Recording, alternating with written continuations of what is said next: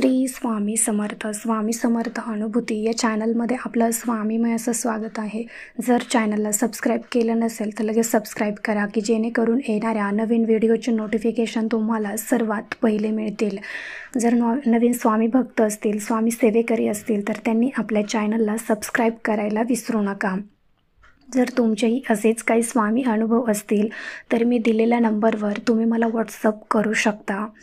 तर बघा, प्रत्येक घरामध्ये काही ना काहीतरी आजारपण असतं. कोणाची तब्येत बरोबर नसते किंवा कोणाचं म्हणतात ना व्यक्तिमत्व निरोगी नसतं. तर अशा व्यक्तींनी काय करायचं बघा, सतत आपल्या घरातला आजारपण जाण्यासाठी किंवा आपल्या स्वतःला, आपल्या कुटुंबाला जर निरोगी ठेवायचं असेल तर गुरुमाऊलींनी दिलेल्या ह्या सेवा, ह्या प्रभावी सेवा आहेत. खूप म्हणजे खूप प्रभावी सेवा आहेत. साक्षात या सेवेमागे त्यांचा आशीर्वाद आहे. ह्या सेवा जर तुम्ही केल्या तर घरात कसलीही आजारी व्यक्ती असू द्या किंवा कसल्याही आजाराने म्हणा, किंवा जर आपल्याला वाटत नसेल की आपण निरोगी नाही आहेत किंवा आपल्यालाही काहीतरी आजार आहे, आपलंही काहीतरी दुखत आहे, तर तेव्हा तुम्ही ही सेवा करा. तुमचे सगळे आजार दूर निघून जातील.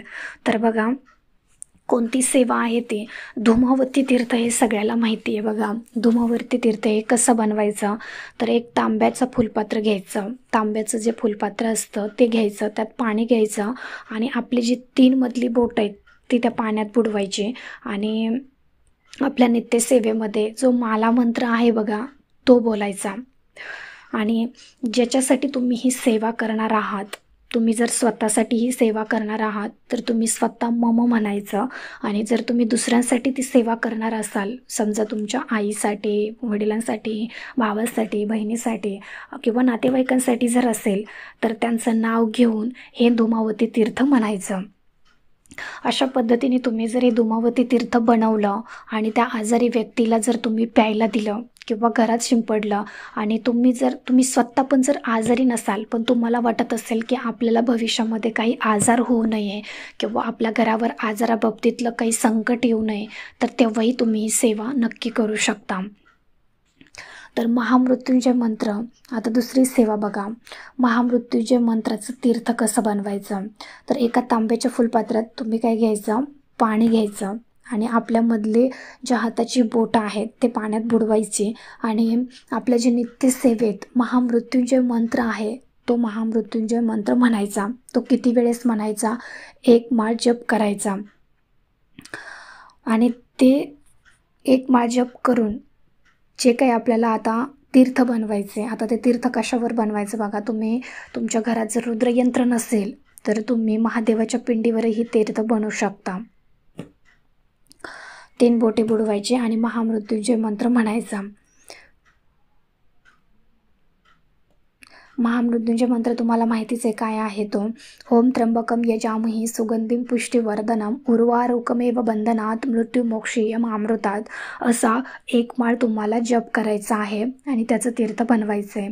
आणि ते तीर्थ तुम्ही जे कोणी कॅन्सरची व्यक्ती असेल, ज्याला कॅन्सर झालेला असेल किंवा अतिशय गंभीर असा आजार आहे किंवा घरात असं वाटतं की सतत कोणाला ना कोणाला तरी आजारपण चालूच असतं किंवा एखादी व्यसनची मुक्ती व्यसनाधी व्यक्ती असेल, त्यालाही तुम्ही हे महामृत्युंजय मंत्राचं तीर्थ देऊ शकता आणि त्याच्यातून तुम्ही त्या व्यक्तीचं आजारपण दूर करू शकता. तिसरी सेवा अशी आहे की हे बघा, आरोग्य यंत्र असतं आपल्याकडे, तर ते कितीच राहतं, 16, 56, 11 असं तांब्याचं जे आरोग्य यंत्र आहे.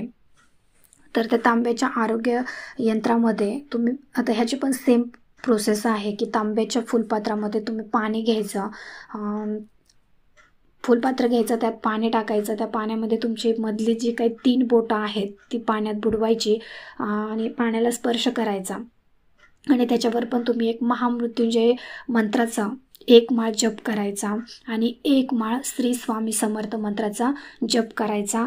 आणि ते तीर्थ तुम्हाला आजारी व्यक्तीला प्यायला द्यायचं आहे. म्हणजे सेम करायचं.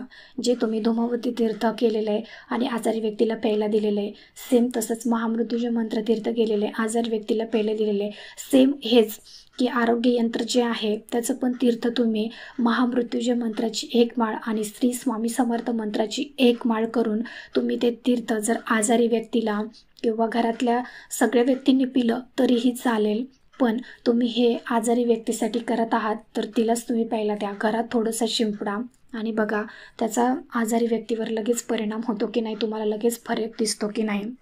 चौथी अशी सेवा आहे वल्गसुक्त तीर्थ. वल्गसुक्तची सेवा ही अतिशय प्रभावशाली आहे. ज्यांना हाडाचे आजार असतात, मणक्याचे आजार असतात, हाडाच्या संदर्भातले कुठलेही आजार असू द्या, मग जसं की स्पॉन्डिलायसिस असतं, स्पॉन्डिलायसिस हा एक हाडांचाच आजार आहे. त्याच्यासाठी खूप म्हणजे खूप महत्त्वाची अशी ही सेवा आहे वल्गसुक्त तीर्थाची.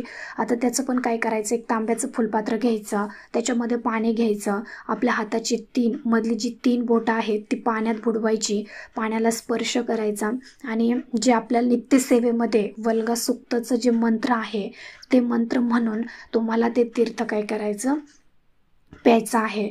मग ते अंगदुखी, हाडदुखी किंवा जे स्पॉन्डिलायसिस सारखे आजार आहेत, हाडाच्या कुठल्याही संदर्भातले आजार असू द्या, ते सारे आजार 3 आठवड्यामध्ये 100% बरे होतात म्हणजेच होतात. म्हणजे बिना ऑपरेशन करताही 3 आठवड्यामध्ये तुमचे ते आजार बरे होतात म्हणजे होतातच. हे वल्गसुक्त इतकं प्रभावशाली आहे. आजकालच्या काळामध्ये हाडांचा प्रॉब्लेम हा 100% जवळपास 90% लोकांना आहे. तर त्यांनी त्यांनी ही जर सेवा मनापासून केली तर तुमचे हाडांचा जो काही प्रॉब्लेम आहे तो 3 आठवड्यामध्ये नक्की आणि नक्की तुम्हाला म्हणजे 3 आठवड्यामध्ये 100% तुम्हाला बिना गोळ्या वगैरे खाता किंवा बिना ऑपरेशन करता तो बरा होतो. ही साक्षात गुरुमाऊलीने दिलेली सेवा आहे, तुम्ही ती मनापासून करा. तर कोणते कोणते बघा, मी तुम्हाला परत सांगते की धूमावती तीर्थ एक आहे, त्याच्यानंतर आपण पाहिलं महामृत्युंजय तीर्थ एक आहे, त्याच्यानंतर आरोग्य यंत्राची जी सेवा आहे 16, 56 आणि 11 ह्या आरोग्य यंत्राची जी 3री सेवा आहे आणि 4थी सेवा आणि खूप प्रभावी सेवा म्हणजेच वल्गसुक्त तीर्थाची सेवा. अशा 4 तीर्थ बनवून जर तुम्ही घरातल्या गंभीर आजाराच्या व्यक्तीला जर प्यायला दिलं किंवा तुम्हाला वाटत असेल की आपल्या घरात आपण निरोगी नाही आहेत किंवा कुठलं तरी आपलं दुखतंय किंवा आजारपण येतंय, तर अशा व्यक्तींसाठी सुद्धा तुम्ही ते तीर्थ बनवून पिऊ शकता. घरात शिंपडा. किती मोठ्यातले मोठे आजारसुद्धा या तीर्थाने बरे होतात, हे 100% सत्य आहे. तर हे 4ही तीर्थ जर तुम्ही प्राशन पिले तर 90% दवाखाना 8 दिवसात बंद होतो. बघा, 8 दिवसात जर तुम्हाला नाही या तीर्थाचा फरक जाणवला तर तिथून पुढे सांगा. आपण जेवढे पैसे कमीत कमी 60% जरी रक्कम डॉक्टरांना द्यावी लागते, तेवढी रक्कम तुम्हाला आजारी व्यक्तीला सुद्धा म्हणजे तुम्ही जी काही सेवा करता तेवढी 60% सुद्धा तुमची एनर्जी खर्च होणार नाही ही सेवा करताना. तेवढी रक्कम तुम्ही त्या डॉक्टरांना दिलेली असते, पण तरीही त्यातून तुमचं जे काही आजारपण आहे ते बरं झालेलं नसतं. आणि हे तीर्थ तुम्ही कोणी प्यायचं आहे, निरोगी व्यक्तीही पिऊ शकता, आजारी व्यक्तीही पिऊ शकता. काही फरक नाही पडणार आहे की तुम्ही म्हणाल की मला कुठं काय झालं आहे मग मी कशाला पिऊ, असं नाही. उलट तुम्ही जर निरोगी आहात ना, खूप चांगलं, पण पुढे जाऊन तुमच्यावर काही आजार येऊ नये त्यासाठी तुम्ही ते तीर्थ घ्यायचं. आणि तुम्हाला ते आरोग्य यंत्र कुठे मिळेल तर तुमच्या जवळपास कुठे मठ, मंदिर किंवा दिंडोरी प्रणीचं जे केंद्र असेल तिथे तुम्हाला ते आरोग्य यंत्र मिळून जाईल. तर कोणत्या नंबरचं घ्यायचं हे लक्षात आहे तुमच्या की 16, 56 आणि 11 ह्या नंबरचं तुम्हाला आरोग्य यंत्र घ्यायचं आहे. आणि ते यंत्राचं तीर्थ बनवून तुम्हाला त्याच्यावरती महामृत्युंजयाची 1 माळ आणि श्री स्वामी समर्थ मंत्राची 1 माळ घेऊन ते तीर्थ बनवायचं आणि ते तीर्थ तुम्हाला आजारी व्यक्तीला प्यायला द्यायचं. अशा मी 4 प्रकारच्या तुम्हाला सेवा सांगितल्यात, तीर्थ बनवायचे सांगितलेत. ते तीर्थ जर तुम्ही बनवले तर 8 दिवसात तुमचा घरचा दवाखाना बंद होतो की नाही बघा, आणि 3 आठवड्यामध्ये ती व्यक्ती ठणठणीत झालेली दिसेल तुम्हाला. ही खरंच साक्षात गुरुमाऊलींनी दिलेली आपल्याला ही सेवा आहे। ही सेवा तुम्ही मनापासून करा। तुमच्या आयुष्यात कसलीही संकट, दुःख, आजारपण राहणार नाही आणि घरातली व्यक्ती नेहमी निरोगी राहील। तर ही छोटीशी माहिती तुम्हाला कशी वाटली मला कमेंट करून नक्की सांगा आणि आवडली असेल तर लाईक, शेअर आणि सबस्क्राईब करायला विसरू नका। भेटूया अशाच एका नवीन व्हिडिओसोबत। तोपर्यंत सर्वांना श्री स्वामी समर्थ।